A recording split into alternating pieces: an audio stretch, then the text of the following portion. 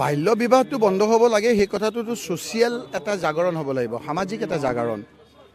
এই কথা বতৰাবিলাক আমি ভাবোঁ যে আগৰ যিবিলাক হ'ল সেই কথা বতৰাবিলাকত আপোনালোকে আইন কানুনৰ কথাবিলাক আছে, সকলো ক্ষেত্ৰত মুখ্যমন্ত্ৰী ডাঙৰীয়া সমান চকুৰে চোৱা নাই। মই অনুৰোধ কৰিম যে এই কথাবিলাক এতিয়া চৰকাৰৰ দায়িত্ব যে কি কাৰণে আপোনাৰ এতিয়া বাল্য বিবাহ হৈছে, সেই কথাবিলাক কোন কোন ক্ষেত্ৰত আপোনালোকে মানুহবিলাক সজাগতাৰ সৃষ্টি কৰিব লাগে, সেইটো এটা চৰকাৰৰ দায়িত্ব। চৰকাৰৰ বিফলতাটো কেৱল এৰেষ্ট কৰি পুলিচৰ ৰঙা চকু দেখুৱাই পেলাই নোৱাৰে। এনেকুৱা ধৰণৰ এটা জাগৰণ আহিব লাগিব, আমিও তাৰ পক্ষত থাকিম যে বাল্য বিবাহ আপোনাৰ ৰোধ কৰিব লাগে, বাল্য বিবাহ হ'ব নালাগে। কিন্তু সামাজিক বাতাবৰণটো আপোনাৰ তেনেকুৱা ধৰণৰ হৈছেনে নাই? মুখ্যমন্ত্ৰী ডাঙৰীয়াই বেলেগ কাম কাজত লাগি থকাৰ কাৰণে কেৱল পুলিচৰ ৰঙা চকুৰে এই কথাবিলাক সমাধান কৰিব নোৱাৰে।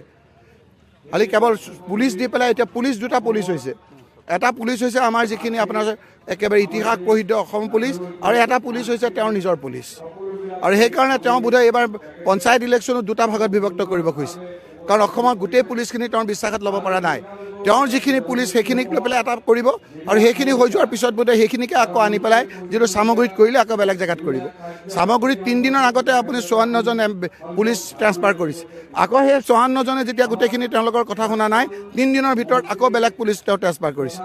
গতিকে গোটেই পুলিচৰ যিটো ঐতিহ্য, যিটো মান মৰ্যাদা সন্মান, আজি হিমন্ত বিশ্ব শৰ্মা চৰকাৰে, হিমন্ত বিশ্ব শৰ্মা ডাঙৰীয়াই সেই কথাখিনি কুলষিত কৰিছে। এই কথাবিলাক আজি কেৱল পুলিচৰ ৰঙা চকুৰে এই সমাজৰ ব্যাধিবিলাক নাইকিয়া কৰিব নোৱাৰে।